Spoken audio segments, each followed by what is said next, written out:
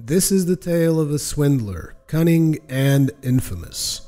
The knight cut a menacing figure. The sight of his weapon conjured images of rent flesh and the sound of snapping bone. His armor was no less imposing, forged in the shape of a jet-black wolf. Its keen stare transfixed any prey it fell upon. Most opponents knelt, cowering at his feet before the first blade was drawn. More often than not, the Wolf Knight was victorious without even fighting. That lupine armor was the result of years of careful experimentation. If perfected, he knew it would serve as a fine weapon. In truth, it was his only weapon, or the only one he knew how to use. All his skill and effort went into intimidation. In a word, he was a con man who worked the battlefield. He never had a master to teach him combat. He was orphaned before he knew his parents' faces. He'd had to find a way to survive alone, and the answer he came to was deceit. Despite his efforts, he left one battle gravely wounded. Serves him right, he thought, for heeding his opponent's taunts and fighting head-on. He fled to the mountains, escaping with his life, but soon found himself lost. As his hunger grew, he felt death's creeping approach. As he wandered, he came upon a cabin.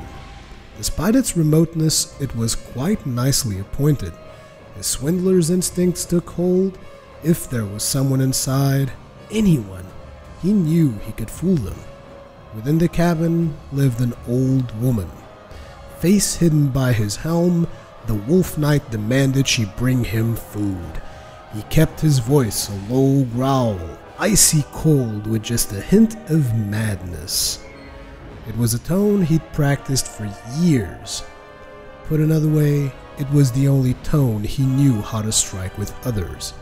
After a moment spent nonplussed, the old woman hurried to prepare a meal. She was kind, strangely so. The Wolf Knight assumed he'd cowed her into submission. He decided to capitalize on her fear and extend his stay there. Just as he hoped, she prepared feast after feast for him. Doubt began to creep in. She was too genial to be acting on fear alone. Several days into his stay, the old woman cooked up the grandest meal yet. As the knight sat down, however, he noted she was nowhere in sight. Thinking she'd left on some errand, he cleaned the table single-handedly. Clutching his gut in contentment, he then noticed a letter. What he read on it sent a shiver up his spine. The old woman's provisions had run out, and so she'd fashioned this final meal from her own flesh. The warm, heavy weight now in his belly was his erstwhile host. He broke out in a panicked sweat and hastened to continue reading. Why show him such extreme hospitality? Was it really for fear of him? No, certainly not. She'd had a son, she explained, though they'd been parted years ago. The Wolf Knight was the spitting image of her boy, full grown. It was all there in her letter. She couldn't help but think of him as her son, nor bear the thought of her child going hungry.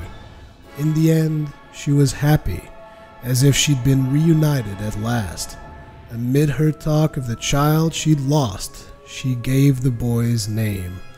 The knight cried out, for the name she'd written was his own.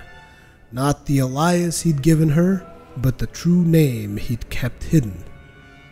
Then she was his... An orphan all his life, he'd finally met his mother and devoured her. He'd imagined his parents' faces countless times. Had they been in his life, he'd never have become the fraud he was.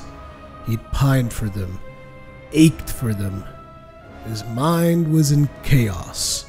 This was surely some nightmare. His mother lay in his belly now, being digested. He tried to vomit her up, yet no matter how many times he reached, he could not purge the guilt that clung to his gut. In the end, he slit open his belly and tore out his viscera, trying to remove his mother by hand. From his entrails a skull emerged. It spoke to him in the old woman's voice. "Had you fooled, didn't I?" The furnishings around him turned to ash, then the walls. The cabin crumbled. This is the tale of a swindler, cunning and infamous. The night had been an illusion from the start. The old woman was a witch and a cleverer crook than the knight. And small wonder, for he lacked her experience. She'd had a dozen lifetimes to practice her schemes. She lured others into consuming her, then claimed their bodies, passing from host to host forever. The immortal Red Hood. Even in this world ruled by sorcery, few are those who find unending life. She was a proud exception.